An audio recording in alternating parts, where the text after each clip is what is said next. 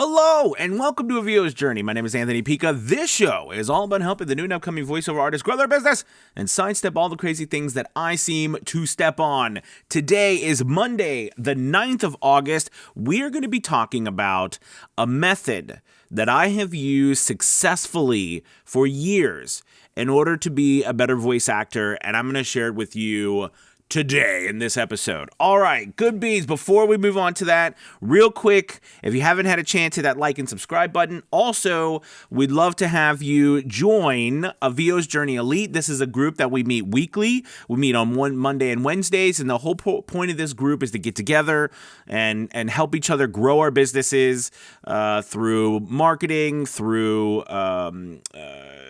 technical work, through voice acting coaching. We go for everything from Fiverr and show you how to get going on Fiverr all the way to auditions and pay to play and all that jazz. It's a really amazing group. We have over 100 members now. We'd love for you to be a part of it. There'll be a link below, or you can go check it out on avosjourney.com. All right, let's get into this method, this voice acting method.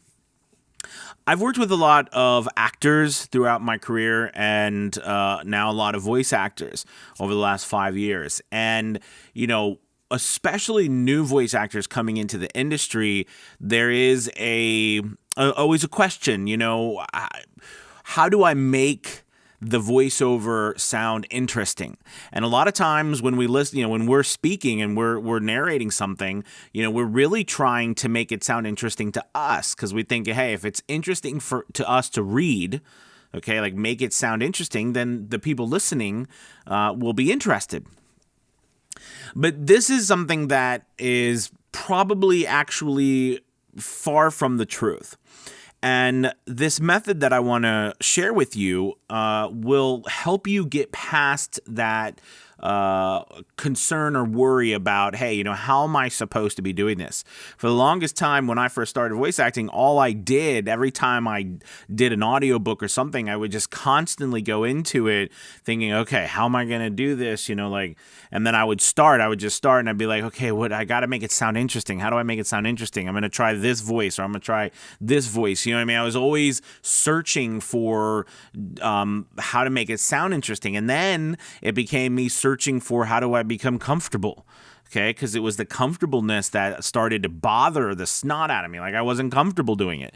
So that was just, it was exhausting. So after a couple of years in, I just got to the point where I was so tired of trying to feel comfortable all the time. And then, as I reached back into my training, one of the best lessons that I had ever learned came from a story. And I'm not sure how accurate the story is, but basically the story goes that Dustin Hoffman was on the set. He was working through a movie, and, he was trying to get himself prepared. And also on the set was Laurence Olivier, if you know who Laurence Olivier was. And basically, Laurence Olivier was there, and Dustin Hoffman walks in, and he's just literally, looks awful from head to toe. He looks like he hasn't slept in days. He smells. His clothes are all raggedy and stuff. And Laurence Olivier says, Dustin, what in the world is wrong with you? What's going on with you? And Dustin Hoffman says, well, hey, I'm getting ready for this part, so I've been, I've been living on the street. I've been trying to really, get into this role and learn what it means to be this character. And, famously, again, we're not sure if this is true, but famously, Laurence Olivier said, why in the world are you doing that? Why don't you just try acting? And, it was just a very, in the acting world, that's a big... that's a big thing, right? Because, Laurence Olivier, who, is pretty much voted the best actor of the 20th century, saying, hey, to Dustin Hoffman, why don't you try just acting? Coming from a Shakespearean trained actor as Laurence Olivier was, it's really shows you an insight into what I'm about to tell you. And that is the best method that you can use and the simplest way to change your voice acting ability is to make a specific decision right off of the bat on how you are going to perform a piece. Okay? Put a decision in place about the character, the feeling that you want to portray. All right? So, perfect example. Let's say you're doing a car spot and, your character, you want to be you want to play, and this is probably very easy to understand because we hear it a lot. But you think in a lot of car spots or truck spots, you're this rugged, rugged guy, rugged older man who seems he's full of wisdom, and you can see the wrinkle, you can hear that you can see the wrinkles and the long hours of work and it just oozes trust and everything. This is a feeling, a decision, a voice acting decision that is made, all right, based off of beliefs that we have. Okay. Same thing goes for like when you're reading an audiobook.